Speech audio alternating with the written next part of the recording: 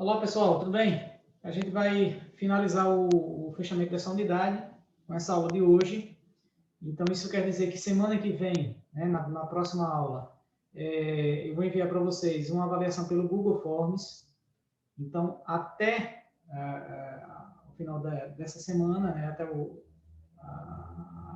período após a data marcada da prova, que vai ser dessa quarta-feira que vem, a 8, vocês deverão entregar todas as atividades. Quem já entregou, beleza, mas quem não entregou, acelera aí, anota todas as informações do caderno, informações que eu digo em relação ao conteúdo, que eu pedi para que vocês anotassem no caderno, tira a foto, manda para mim.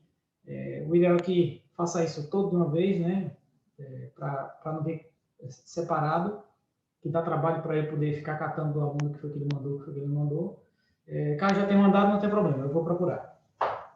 E junto com a atividade que eu também vou enviar junto com essa videoaula, certo? Então, videoaula, atividade, assunto do caderno, e vocês farão a prova na próxima semana. Bom, o conteúdo que eu falei para vocês, da aula anterior, foi de água, certo? Então, a gente está fechando as informações das substâncias inorgânicas. Então, a gente precisa fazer um comentário até um pouco rápido, né, sobre os minerais, né? Então, lembrando que os minerais eles têm uma necessidade diária pequena, mas por ser pequeno a gente não pode deixar de lado, porque sempre cada um deles tem uma função como cofator, como componente de uma substância química que tem uma função importante, como por exemplo o ferro na composição da hemoglobina, para transporte de oxigênio. Então a gente vai fazer análise de alguns tipos de minerais como esses, o que é que eles fazem no corpo e o que é que provoca quando ele está em falta na nossa Constituição. Então isso é importante que a gente defina. Mas também é importante que a gente tenha a noção da classificação desses minerais. Então a gente vai classificar os minerais em dois grandes grupos, ou em dois grupos. O que a gente chama de macrominerais são aqueles que a gente tem uma necessidade diária grande comparada aos demais, certo? Lembrando, o que é que a gente precisa mais durante o dia? Água, carboidrato para dar energia, proteínas para manter, lipídio para formar célula.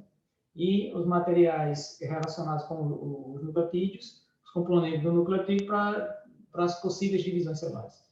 Bom, só que a gente precisa, em menor dosagem, vitaminas e minerais. Esses a gente precisa numa dose muito pequena. Por exemplo, carboidrato, de cada 100 gramas de uma substância, 80 gramas é de carboidrato. Isso equivale a 5% do que você precisa no dia. Você vai encontrar isso em vários rótulos de produtos de supermercado.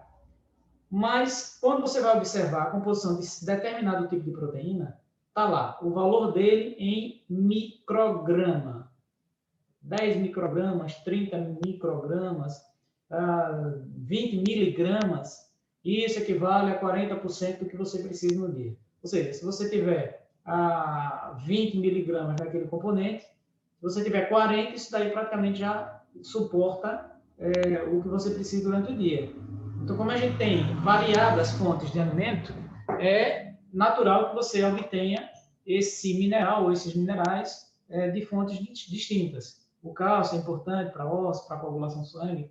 Então, esses que a gente precisa numa dose um pouco maior, a gente chama de macromineral, e aquele que a gente precisa numa dose um pouco menor, a gente chama de micromineral ou oligoelemento. Só que a gente pode classificar também os minerais como a gente encontra ele no nosso corpo ou no corpo dos organismos. Ele pode estar dissociado na forma de íons, tá? A gente chama de solúveis, ou ele pode estar na sua fórmula molecular, compondo estruturas esqueléticas, e a gente vai dizer que ele é do tipo insolúvel, como o fosfato de cálcio. Bom, então, desses dois, ou desses grupos de minerais, a gente vai fazer o comentário aqui de alguns deles, certo?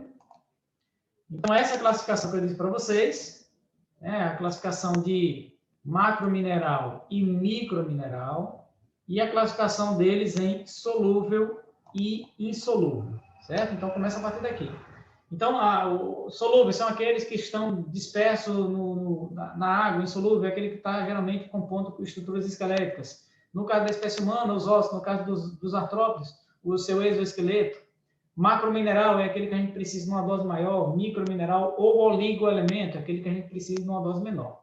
Então, a gente tem alguns exemplos aí. Se vocês recordarem lá do nono ano, a simbologia dos elementos, então aí a gente tem sódio, cloro e potássio. Sódio, cloro e potássio.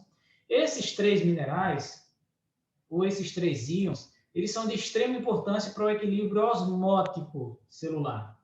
A presença deles dentro e fora da célula é que mantém um fluxo contínuo e equilibrado de água, passando para dentro da célula e indo para fora dela, porque se entrar demais, ela pode romper, no nosso caso, tá? Porque a gente não tem parede celular, e se ele estiver muito fora, muito concentrado fora, tende a sair água e a célula desidrata e morre. Então, a principal função dele é relacionada com esse equilíbrio osmótico. Mas a variação dessas concentrações vão fazer com que as estruturas das células, principalmente das células nervosas, mantenham uma polaridade elétrica. Ou seja, você tem cargas positivas em maior elementos ou íons com cargas positivas mais concentrados no ambiente externo da membrana, então tornando a membrana externa com um caráter positivo, e internamente ela tem uma concentração maior, por exemplo, desses íons cloro, e aí torna o ambiente mais consideravelmente negativo. Então existe uma polaridade. Essa polaridade, ela é equilibrada, a gente diz que a célula ela se encontra no estágio de repouso. Qualquer estímulo que ocorra nessa célula, há uma mudança de polarização, tá? Despolariza, e aí você tem o que era positivo fora, passa a ficar negativo, e o que era negativo dentro da célula passa a ficar positivo. Então, essa despolarização, ela vai acontecer em sequência e transcorrendo, por exemplo, na célula nervosa, no neurônio, que é o que a gente chama de impulso nervoso. Então, ela é importante para originar o que a gente chama de impulso nervoso. Lembrando que as concentrações, elas são mantidas por uma coisa chamada de bomba de sódio e potássio, né, que vai mantendo sempre um lado mais concentrado de sódio do que o outro, e aí essa diferença de concentração é que dá esse caráter positivo. A gente tem o fosfato, que junto com o cálcio, ele compõe o fosfato de cálcio, certo? O PO4 é fosfato, com letra maiúscula, tá, gente? Aqui é PO4, senão vai parecer que é Polônia. Então, essa estrutura, não, esse componente aqui, vou consertar logo aqui, senão a gente vai atrapalhar no final. Esse componente aqui, que é o fosfato e o cálcio, agora está certinho, ó. O fosfato e o cálcio, PO4, e o cálcio, eles vão compor as estruturas esqueléticas, porque a gente tem 50% do nosso osso representado por fosfato de cálcio e os outros 50% basicamente de água e colágeno, né? E os outros componentes celulares, evidentemente. Então, a concentração de cálcio ela é muito grande, junto com o fosfato. Só que esse fosfato ele também está presente em componentes como, por exemplo, a membrana plasmática. Ele está presente nos compostos das bases, da ligação das pontas de hidrogênio, da fita de uma molécula de DNA, formando as estruturas que é o núcleo, como nucleotídeos. Então, as componentes celulares, componentes da constituição do núcleo, o fosfato também está presente. Existe uma substância, né, que é a adenosina trifosfato de adenosina, que já dá para entender que ele tem fosfato na sua composição. E esse fosfato, esse trifosfato, esse terceiro fosfato que está ligado, ele armazena uma grande quantidade de energia que, quando ele é separado, você tem essa energia livre para que você utilize. Então, esse ATP é um composto extremamente energético, com energia imediata. Tanto o GTP, o guanosina trifosfato, quanto o ATP, que é a adenosina trifosfato, ou trifosfato de adenosina. Então, essas substâncias, elas têm fornecimento de energia imediata. Então, por isso que a gente vai relatar a função dele relacionada também com isso. O cálcio, ele está fazendo parte, ele faz parte dos ossos, como eu falei para vocês, é o nosso reservatório. Em organismos como os artrópodes, o exoesqueleto deles também tem, mas é carbonato de cálcio, juntamente com a camada crostosa, né, a estrutura mais consistente do coral, dos recifes de corais. Então, o coral é um animal, é um conjunto de animais, né, presos entre si, representado por pólipos dos quinidários, que apresentam uma proteção à estrutura externa de carbonato de cálcio também.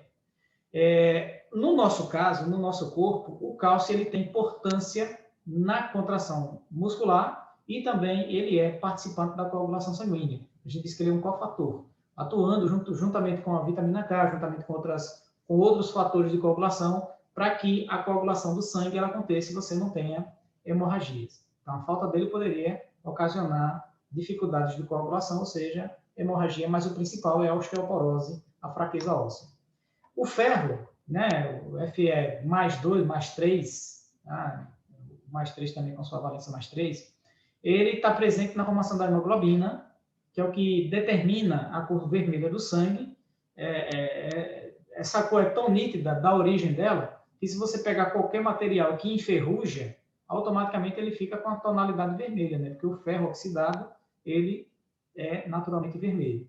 Então, essa substância ela está presente na hemoglobina, permitindo que o oxigênio se ligue a essa substância, a hemoglobina, e a gente tem esse transporte da substância pelo corpo. Então, é importante para a formação da hemoglobina, que está presente nas células sanguíneas. Por isso que, quando uma pessoa não tem ferro, geralmente desenvolve um quadro clínico, que é de anemia. A anemia que você vai ter uma diminuição da concentração, tanto de hemoglobina quanto de hemácias, e, como consequência, você não tem um transporte suficiente de oxigênio, e aí o oxigênio, que é interessante, importantíssimo, imprescindível para que você produza energia. Então, sem hemoglobina, sem o ferro, não tem hemoglobina, não tem um transporte suficiente de oxigênio, sua célula fica sem energia, e aí você tem fraqueza, sonolência, tonturas, características desse processo.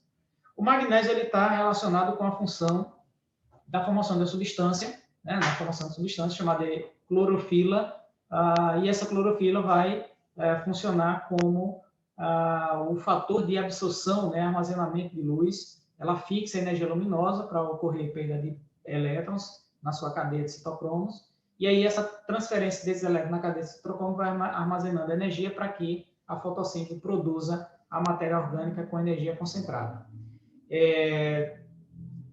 Claro, qualquer organismo vegetal, né, planta, que tenha falta de magnésio, automaticamente seria fatal para ele, porque o albinismo vegetal impossibilitaria a capacidade de fotossintetizar, ou seja, de produzir o próprio alimento. Certo? Então, não é nada interessante a falta desse componente. Mais um componente importante, que é o iodo, né, representado pela letra I.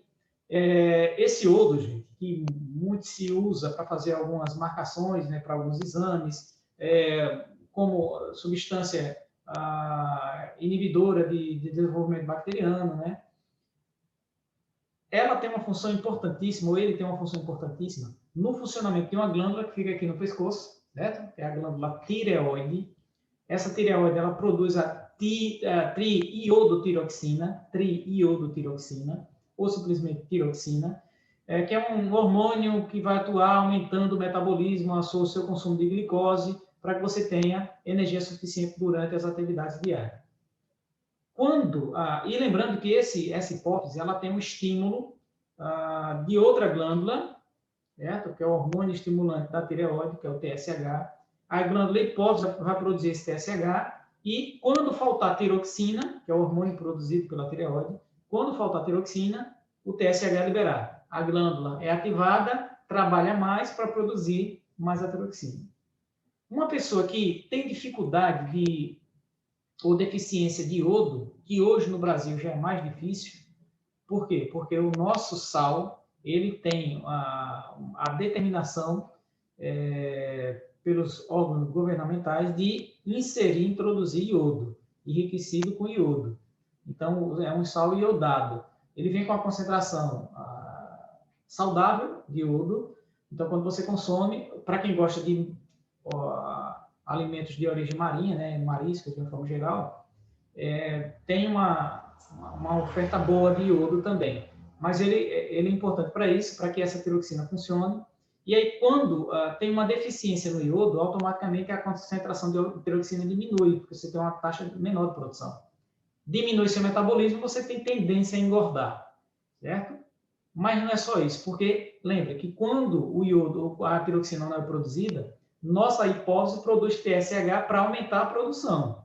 Então, a glândula fica tão ativada que ela cresce, ela hipertrofia. Ela tem um hipotireoidismo, a tireoide trabalha menos, automaticamente tem menor taxa metabólica, você gasta menos energia e tende a engordar, e começa a crescer essa glândula, que é o bócio endêmico, certo? Então, é um problema derivado da falta de iodo. O flúor, tá? A gente sabe, normalmente, para que serve o flúor? Você vai no dentista e o cara diz, deixa eu dar uma limpada aqui e passar um flúor. Para preservação e manutenção da estrutura do esmalte do dente. Então, a gente tem aqui, ó, sódio, cloro e potássio, regulação osmótica e impulso nervoso.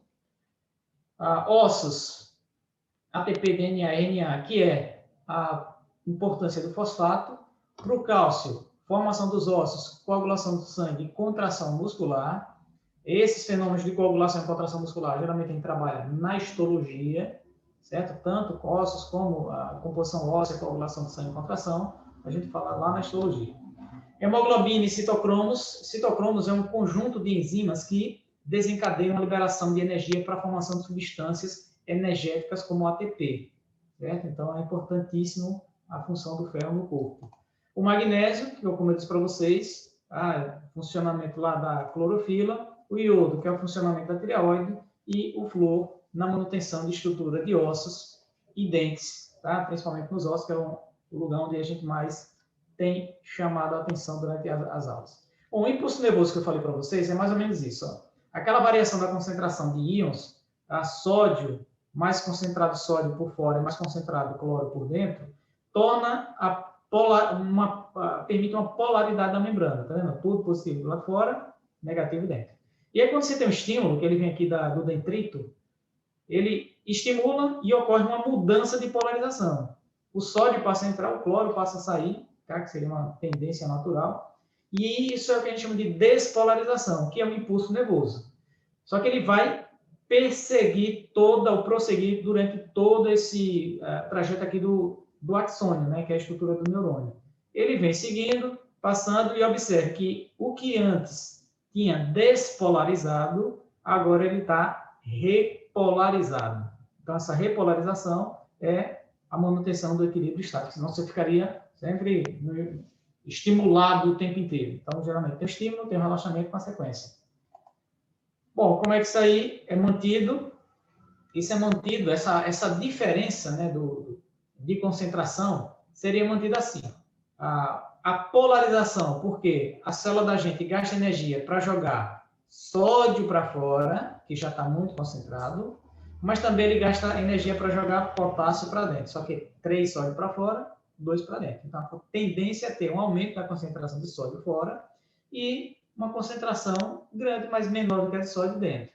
Então, essa manutenção aqui, juntamente com a alta concentração de cloro dentro, é o que faz ficar o lado positivo externo e o lado interno negativo, certo? Essa imagem, não sei se vai ficar legal para vocês, mas seria o processo de polarização e despolarização, tá vendo? Ele vem, modifica, o vermelhinho é negativo, o azulzinho é positivo, ele inverte, prossegue e vai embora. E, ao mesmo tempo, a parte anterior, ou seja, depois do estímulo passado, ele volta a ficar positivo fora, negativo dentro. Certo? Essa daí seria a visualização do impulso nervoso. Bom, a partir daqui, a gente vai analisar um pouquinho das vitaminas, certo? Para a gente fazer o fechamento do conteúdo por inteiro. Então, as substâncias orgânicas que a gente vai estudar são essas 5: vitaminas, carboidratos, lipídios, proteínas e os ácidos nucleicos, certo? Então, são esses grupos de substâncias que a gente vai analisar.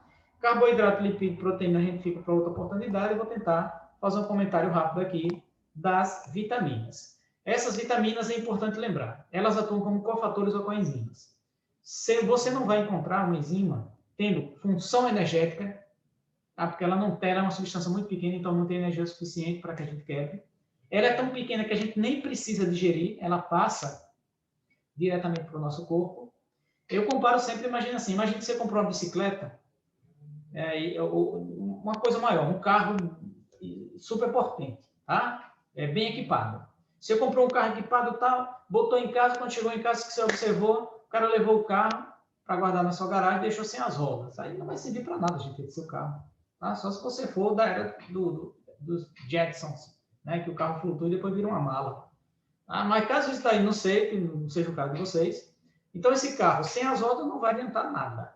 Certo? Por quê? Porque a roda é uma parte bem simples, todo mundo sabe fazer um negócio mais circular, e aí, sem ele, não funciona.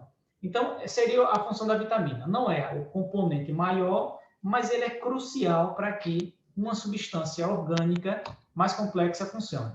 Lembrando que eles não são fonte de energia, e a gente pode classificar em lipossolúveis, são aquelas que se dissolvem em lipídio, como as vitaminas A, D, E e K, certo? São 4. E as hidrossolúveis são aquelas que se dissolvem em lipídio, em água, como as vitaminas C e do complexo B, B1, B2, B3, B4, B5, B6, B7, até B12, você encontra uma sequência aí de vitaminas. Bom, dessas vitaminas, a gente tem aí a vitamina A, certo? Ela é importantíssima para a formação de uma substância chamada de rodopsina, que fica na retina, que tem a capacidade de percepção de luz em lugares que tem pouca oferta de luz. Por exemplo, aqui no escritório que eu estou, está bem iluminado, tá? Então tem uma boa oferta de luz, mas aqui do lado já não tem tanta luz, já é penumbra. Então, para mim, lá fora está muito escuro. Mas no ambiente, quando eu der uma saidinha que fica lá alguns minutos, eu vou ter uma tendência a perceber aquele ambiente um pouco mais claro do que eu parecia ser. Por quê? Porque meu corpo passou a produzir rodopsina e aí as mínimas variações de luz que tiver eu consigo absorver. Se você... E lembrando que essa substância, rodopsina, ela tem uma degradação automática quando você entra em contato com luz. Muita luz ela degrada, pouca luz meu corpo produz.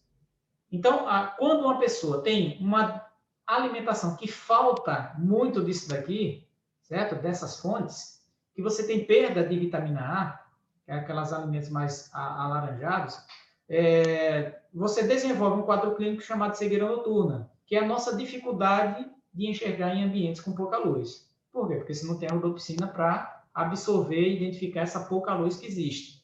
Então, aquela sensação que você tem quando você chega de dia, né, 1h da tarde, você vem da rua e entra em casa e parece que está tudo escuro demais, aquela sensação seria continuada se você não tivesse rodopsina no seu corpo. Seria uma cegueira noturna, não quer dizer que seja de noite, né? Mas em ambientes com pouca luminosidade. Também o retinol, a vitamina A, ela tem função nos osteoblastos, que são células que vão fazer a constituição do osso, né? Fazer a montagem óssea. A vitamina D, que ela é produzida quando a gente tem incidência de luz na pele, existe a produção dela, é um resíduo da ação luminosa na pele, ela aumenta a absorção intestinal de cálcio. Bom, a gente já viu para que serve o cálcio, né? Para os ossos. Então, quando a gente tem uma dieta sem essas fontes aqui, que a gente tem uma deficiência de vitamina D, se for no adulto, pode ter osteomalacia, né? Pode ter perda óssea, uma osteoporose, mas se for na infância, desenvolve um quadro clínico chamado de raquitismo, que é quando a pessoa tem ossos mal formados, tá? Tortuosos e curtos. Tá? Então, a deficiência de crescimento garantida aqui para pessoas que têm falta de vitamina A. A vitamina E, gente, ela tem uma ação que a gente chama de ação antioxidante. Ela tem muita relação com a fertilidade, em alguns casos. Mas a principal função, quando você, principalmente as meninas, tomam aquele suco detox, né? Ela quer emagrecer, tomar suco detox. Eu vou dar um conselho. Se a menina quiser emagrecer e queira tomar um suco detox, pelo menos que esse suco seja a 10 km da sua casa para você ir a pé. Aí o funcionamento é crucial. Mas essa função antioxidante é uma função que evita o envelhecimento precoce da célula. Não quer dizer que você vai ficar jovem a vida toda, mas deixa de ter o envelhecimento precoce. O antioxidante é um componente iônico, um componente, na verdade, um resíduo de quebra de metabolismo da célula, que naturalmente a gente libera. A gente pode até consumir quando come frituras, como a gente ingere prótons H+, a gente ingere ou libera água oxigenada, que é o peróxido de hidrogênio. Todos esses são componentes instáveis, que precisam de elétrons para poder estabilizar. Bom, se você está num ambiente, ou tem uma substância que ela está instável, e ela precisa se estabilizar, ela pode pegar um componente eletrônico, ou um elétron, de uma substância estabilizada e prejudica a substância boa. Então, para você ter equilíbrio, você neutraliza esse oxidante, certo? Ou seja, você vai ter um antioxidante, a vitamina E e a vitamina C. É a mesma ação antioxidante também nos dois casos, certo? Eu comparo assim, imagine que você está num ambiente de sala, a sua cadeira que você sentou, quando você foi sentar, viu que ela só tinha 3 perninhas, digamos que minhas cadeiras da sala são todas de encaixe, para encaixe fácil, você olhou e disse, opa, está sem a perna? Essa sua cadeira é um oxidante. E aí, o que você vai fazer? Você vai olhar a cadeira do lado, pede para o colega gentilmente se levantar. Quando ele se levanta, você tira a cadeira, a perna da cadeira dele, bota na sua e equilibrou a sua. Mas a dele ficou prejudicada porque ele estava equilibrado. E aí ele vai ter que fazer a mesma coisa com o outro, vai fazer a mesma coisa com o outro. Então, todo mundo ali vai ficar o tempo inteiro fazendo só essa ação, desequilibrando para se equilibrar. E aí, no geral, aquela sala não tem funcionamento ideal. Certo? É o que acontece com uma célula, quando você tem um oxidante presente aí. A consequência seria envelhecimento precoce. Bom, como eu disse para vocês, a vitamina... Vou colocar aqui do lado, tá, gente? Para a gente ver o que é que tem a mais. A vitamina K, ela tem ação na coagulação sanguínea, certo? Ou seja, quando você tem falta de vitamina K, a tendência é você ter dificuldade de coagulação, que é hemorragia. Essa vitamina K, ela também é produzida por bactérias intestinais. No alho também você encontra, mas bactérias intestinais conseguem fazer a produção. Isso é uma observação interessante. O processo de coagulação, eu já disse para vocês que eu vou explicar quando a gente estiver comentando sobre histologia. A vitamina hidrossolúvel, que é a vitamina C, essa daqui são vitaminas que você tem que obter diretamente dos alimentos, crus, tá? Porque geralmente quando aquece, ela perde seu princípio ativo. Então, ela é importante para a produção do colágeno, que é a principal proteína dos tecidos conjuntivos, né, que vai fazer união, ligação, provocar resistência das estruturas, como, por exemplo, a resistência dos ossos, como também a ação antioxidante. Então, esse colágeno, né, que está presente nos vasos sanguíneos, está presente nos ossos, está presente na pele, quando você não tem uma alimentação com fontes de vitamina C, como frutas cítricas, goiaba, tomate, etc., você desenvolve um quadro clínico chamado de escorbuto, ou doença dos marinheiros, antigamente era chamada assim, porque os marinheiros, né, em grandes navegações do século XVI, não tinham alimentação vegetal, porque apodreceu o alimento durante o caminho, durante o trajeto, e aí havia uma perda gradual de vitamina C. E as pessoas começavam a sangrar com facilidade, quebrar dente com facilidade, quebrar braço com facilidade, comer um alimento mais duro, um pouquinho quebrava os dentes. Então, era uma doença dos marinheiros. A gente chama de escorbuto em relação ao seu nome, o nome da substância que é ácido ascórbico, certo? E o envelhecimento precoce, porque também tem a função antioxidante. Das vitaminas B, a gente vai falar da vitamina B1, que ela é componente de enzimas, tá? Uma coenzima da respiração celular, que é importante para fornecer e liberar energia para as células. Faltou vitamina B1, faltou energia para a célula. Qual célula que precisa de energia o tempo inteiro? Célula nervosa, certo? Então, por isso que a falta de vitamina B1 determina um quadro clínico chamado de beriberi, que é uma neurite, que é uma inflamação dos neurônios. Você tem fraqueza generalizada, você tem sonolência o tempo inteiro. Tá? Não é uma sonolência de preguiça, como geralmente a gente tem quando acorda, mas é uma perda gradual da eficiência do sistema nervoso que tende a levar à paralisia geral e morte. Bom, a vitamina B3, ela tem participação na formação das hemácias e na estrutura da pele. Qualquer vitamina do complexo B, gente, faltou qualquer vitamina do complexo B, você vai ter problemas na formação da hemácia, então desenvolve anemia.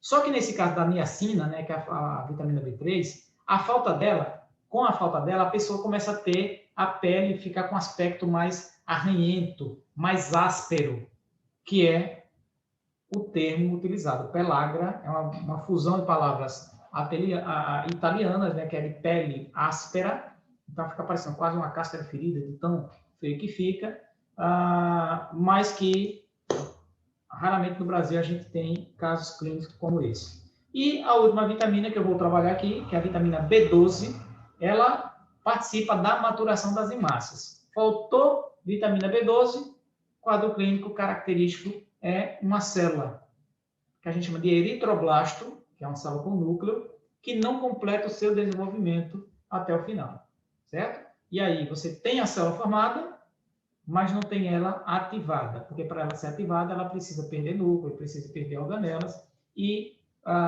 desenvolver a sua estrutura, certo? Vou colocar assim, ó, para o pessoal depois anotar essas informações, faz um print aí e coloca essa tabelinha no caderno de vocês. Certo, gente? Então, ó, aqui com esse último slide, a gente fecha a unidade de vocês, a primeira unidade.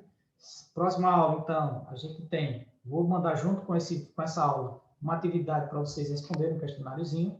E na semana que vem eu inicio a aplicação de uma avaliação pelo Google Forms, certo? Se você já tiver conta do Gmail, beleza. Mas geralmente quando a pessoa vai acessar o Forms, aí pede assim, coloque seu usuário, é porque você precisa entrar na conta do Google, fica no cantinho assim do Chrome, né? Do Chrome, da internet. Lá no usuário, você clica no usuário e entra com o seu link e aí funciona normal, certo? Se você tiver algum problema, qualquer coisa, no dia lá, provavelmente o período da tarde, realmente eu não posso, porque eu estou em aula, mas pela manhã tá tranquilo, à noite, a hora que vocês puderem, tá? Se tiverem dúvida, eu posso demorar um pouquinho para responder, mas eu respondo como sempre, eu digo para vocês. Valeu, gente? Então, obrigado pela paciência, tchau e até semana que vem.